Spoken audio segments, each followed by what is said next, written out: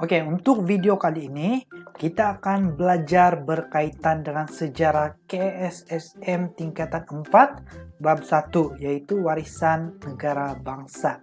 Oke, sebelum menonton video ini pastikan murid-murid sudah membawa buku teks bersama-sama untuk lebih paham berkaitan dengan video inilah, berkaitan dengan bab yang akan kita pelajari ini. Oke, tetapi untuk video kali ini, Cikgu hanya memfokuskan dua subtopik daripada bab 1 saja, yaitu berkaitan dengan latar belakang negara bangsa sebelum kedatangan Barat, dan yang kedua, ciri-ciri negara bangsa Kesultanan Melayu Melaka. Oke, jadi pastikan selepas menonton video ini, murid-murid dapat, satu, menyatakan 4 ciri-ciri negara bangsa Kerajaan Alam Melayu. Yang kedua, menghuraikan ciri-ciri negara bangsa Kesultanan Melayu Melaka. Oke, pastikan semasa menonton video ini murid-murid membuat catatan nota ringkas. Oke, sebab dalam video ini Cikgu sudah tolong ringkaskan, tulis isi-isi penting yang perlu murid-murid tahu, dan pastikan Anda menulis di buku nota masing-masing berkaitan dengan fakta yang sudah Cikgu sediakan dalam video ini. Dan di akhir video nanti, pastikan semua murid menjawab soalan pengukuhan yang Cikgu sudah sediakan, yaitu berbentuk soalan esei. Jadi pastikan fokus untuk memahami ataupun fokus untuk paham berkaitan dengan subtopik ini untuk menjawab soalan esei dengan mudah. Oke, jadi tanpa membuang masa, mari kita masuk dalam subtopik 1.1 yaitu latar belakang negara bangsa sebelum kedatangan Barat. Oke, dalam buku teks muka surat 4. Oke, dalam buku teks muka surat 4.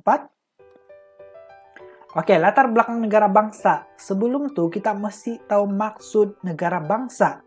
Oke, negara bangsa. Maksud negara ialah kawasan.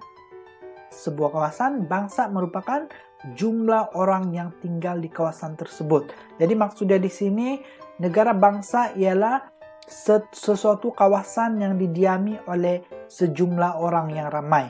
Suatu kawasan yang besar yang didiami oleh jumlah orang yang ramai. Oke, kita lihat latar belakang.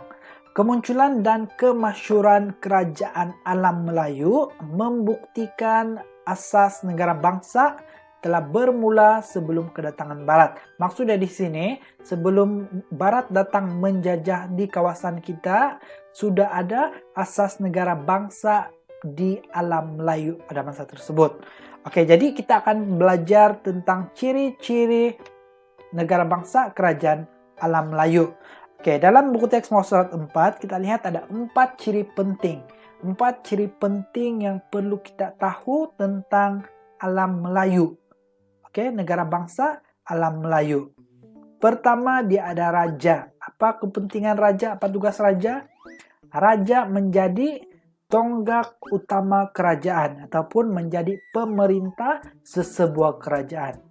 Oke, raja diperkukuh dengan sistem pentadbiran yang dibantu oleh para pembesar. Maksudnya di sini raja mesti ada pembesar. Mesti ada pembantu, yaitu pembesar untuk melicinkan sistem pentadbiran. Oke, seterusnya raja memperoleh ketaatan daripada rakyat. Rakyat juga mesti taat kepada raja. Dan seterusnya, raja ini isi paling penting ya. Raja dianggap suci. Oke, kenapa raja dianggap suci? Oke, contohnya Raja Champa dianggap sebagai pemerintah yang suci. Oke, pemerintah yang suci dan dikaitkan dengan Dewa Siva. Oke, kenapa? Sebab pada zaman tersebut, semasa kerajaan awal Alam Melayu, dia dipengaruhi oleh pengaruh Hindu-Buddha, di mana raja dianggap sebagai jelmaan Tuhan ataupun jelmaan Dewa. Ingat kerajaan Alam Melayu ialah kerajaan yang Gangganegara, Sriwijaya, Kerajaan Champa, Kedatua, Angkor. Itu semua adalah kerajaan Alam Melayu. Oke, yang kedua ialah undang-undang. Oke, undang-undang sudah wujud. Ciri kedua ialah undang-undang dan telah wujud semasa di Alam Melayu lagi. Jadi apa kegunaan undang-undang tersebut? Undang-undang dilaksanakan bagi memastikan kesejahteraan sesebuah kerajaan. Maksudnya undang-undang ini menjamin kesejahteraan, kemakmuran, dan juga keharmonian sesebuah kerajaan. Oke, undang-undang ini juga menjadi panduan kepada raja untuk mentadbir negara. Oke, jadi undang-undang ini penting ya, sangat-sangat penting dalam usaha untuk kesejahteraan, kemakmuran, dan juga keharmonian sesebuah kerajaan. Yang ketiga, wilayah pengaruh. Oke, wilayah pengaruh ini maksudnya ialah kawasan pengaruh. Oke, kawasan yang rakyatnya menerima dan memperakui pemerintahan seseorang raja. Maksudnya di sini sebuah wilayah itu dia mesti memperakui dan menerima pemerintahan seorang raja untuk menjadi wilayah pengaruh sesuatu kawasan, suatu kerajaan yang lebih besar. Contohnya di sini. Oke, contohnya dalam buku teks, Kerajaan Funan mempunyai wilayah pengaruh yang sangat luas. Oke, kita lihat apa contoh wilayah pengaruh Kerajaan Funan. Yang pertama Sungai Mekong, yang kedua Teluk Chamrah, yang ketiga selatan Myanmar, dan juga Segenting Kra. Nah, itu adalah contoh wilayah-wilayah yang dipengaruhi ataupun wilayah di bawah pengaruh Kerajaan Funan. Oke, yang keempat ialah rakyat. Apa tugas, apa fungsi rakyat? Nah, dalam kerajaan alam Melayu, fungsi rakyat ialah mentaati sultan. Raja sentiasa ditaati dan dianggap suci, dan juga rakyat menumpahkan taat setia dan tidak menderhaka kepada raja. Oke, dalam buku teks lihat contohnya. Rakyat Kerajaan Sriwijaya membuktikan kesetiaan mereka dengan upacara persetiaan. Mereka menjalankan upacara persetiaan dan minum air sumpah. Apa tujuan orang meminum air sumpah? Untuk menunjukkan taat setia kepada raja. Oke, jadi itu ada 4 ciri negara bangsa kerajaan alam Melayu yang sudah kita pelajari tadi. Oke, cukup balik sini. Oke, 4 cirinya ialah raja, undang-undang, wilayah pengaruh, dan juga rakyat.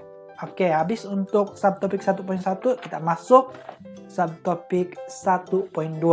Oke, subtopik 1.2 tajuk dia sama, cuma ini untuk Kesultanan Melayu Melaka. Tadi untuk alam Melayu, sekarang Kesultanan Melayu Melaka. Buku teks muka surat 6. Oke, dalam buku teks muka surat 6 kita dapat lihat ciri negara bangsa dalam negeri Melaka ada 6. Tadi alam Melayu ada 4 kan, jadi untuk Kesultanan Melayu Melaka ini dia ada 6 ciri negara bangsa. Yang pertama ialah kerajaan. Oke, dalam ciri-ciri negara bangsa Kesultanan Melayu Melaka, ciri pertama ialah kerajaan, di mana raja merupakan pemerintah tertinggi dalam kerajaan Melayu Melaka. Oke, sistem pemerintahan yang diamalkan di Melaka ataupun yang digunakan di Melaka dikenali sebagai sistem pembesar 4 lipatan. Ingat, ini hanya untuk negeri Melaka. Spesial untuk negeri Melaka, yaitu sistem pembesar 4 lipatan. Apa sistem tersebut? Apa 4 pembesar yang ada dalam sistem ini? Bendahara, penghulu bendahari, laksamana, dan juga temenggung. Ingat, itu sudah kita belajar di tingkatan 3 lagi. Oke, selepas itu gelaran raja bertukar kepada sultan. Kenapa dia bertukar kepada sultan?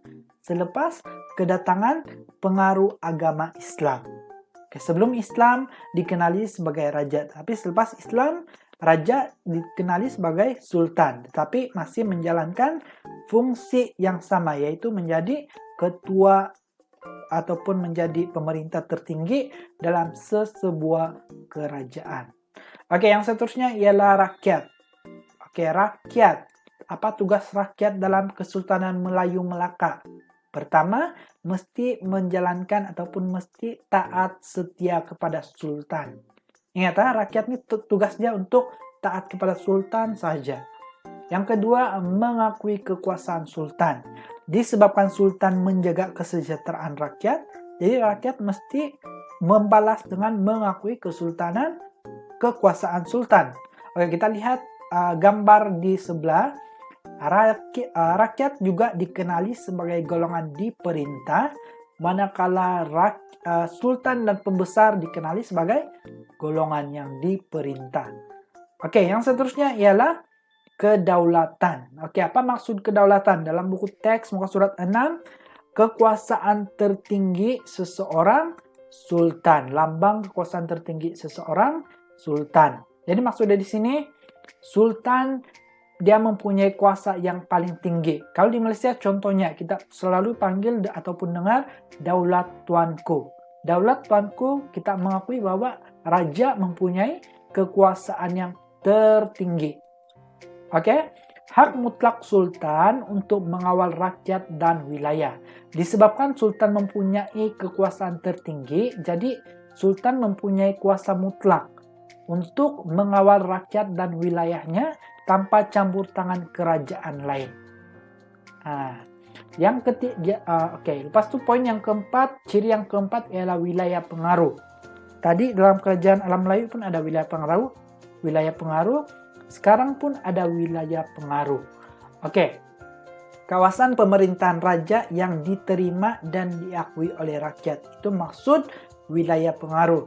Oke, dalam kerajaan Kesultanan Melayu Melaka ada beberapa cara mereka mendapatkan wilayah pengaruh.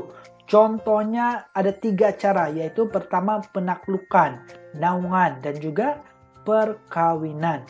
Itu adalah 3 cara kerajaan Melaka untuk mendapatkan wilayah pengaruh. Oke, yang seterusnya undang-undang. Yang kelima, ciri kelima undang-undang. Oke, undang-undang di Melaka ada 2, ingat. Di Melaka ada 2 jenis undang-undang, yaitu Hukum Kanun Melaka dan juga Undang-Undang Laut Melaka. Oke, itu kita akan bincang lebih lanjut di subtopik seterusnya, di video seterusnya lah, subtopik 1.3. Oke, yang seterusnya yang keenam, lambang kebesaran. Oke, dalam kerajaan alam Melayu Melaka, mereka mempunyai lambang kebesaran tersendiri. Oke, lambang kebesaran ini dia menjadi identiti sesebuah kerajaan dan keistimewaan Sultan Melaka. Oke, contoh-contoh lambang kebesaran tersebut ialah adat istiadat, penggunaan warna yaitu warna kuning, nobat, regalia, dan cap mohor. Itu semua adalah lambang kebesaran Sultan Melaka. Oke? Jadi itu sahaja untuk subtopik 1.2. Jadi sudah kita belajar dalam subtopik 1.2 ada 6 ciri-ciri negara bangsa Kesultanan Melayu Melaka. Kalau alam Melayu tadi ada 4 ciri. Oke, pastikan ingat perbezaan kedua-dua nih lah. Oke, jadi sekiranya ada persoalan tentang penerangan cikgu ini, bolehlah letakkan di ruangan komen dan cikgu coba jawab soalan-soalan yang kamu kemukakan nanti itulah. Oke, jadi selepas menonton video ini, cikgu sudah sediakan 1 soalan esei. Nah, seperti yang cikgu cakap tadi, cikgu sudah sediakan 1 soalan esei di akhir video, yaitu uraikan ciri-ciri negara bangsa Kesultanan Melayu Melaka. Jadi ini cikgu mau semua murid buat dalam buku latihan masing-masing. Jadi hantar jawaban melalui, buat dalam buku latihan, lepas itu hantar gambar melalui aplikasi WhatsApp. Oke, jadi itu sahaja untuk video kali ini. Kita akan bincang pula tentang subtopik yang seterusnya dalam video yang akan datang. Oke, sekian dan terima kasih.